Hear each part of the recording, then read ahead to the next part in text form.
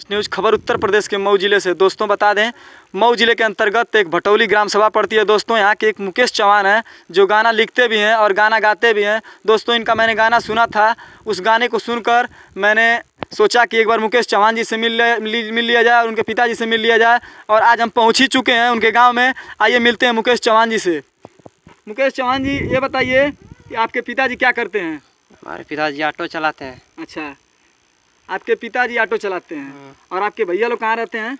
मेरा दिल्ली। वो सपोर्ट करते हैं कि नहीं? आप लोग दिल से बताइएगा, झूठ मत बोलिएगा। सपोर्ट करते हैं ना?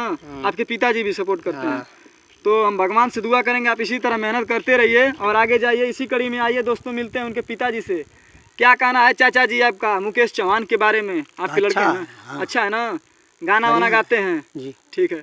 तो भगवान के से क्या मनाते हैं कि ये क्या हो जाए आगे? कुछ अच्छा प्रॉपर्टी बने। अच्छा इनसे संतुष्ट है जो काम करते हैं ना? कोई दिक्कत तो नहीं ना है आपको? हमको दिक्कत नहीं। आप लोग इनको सपोर्ट करिए, ठीक है? ठीक। हाँ, तो मुकेश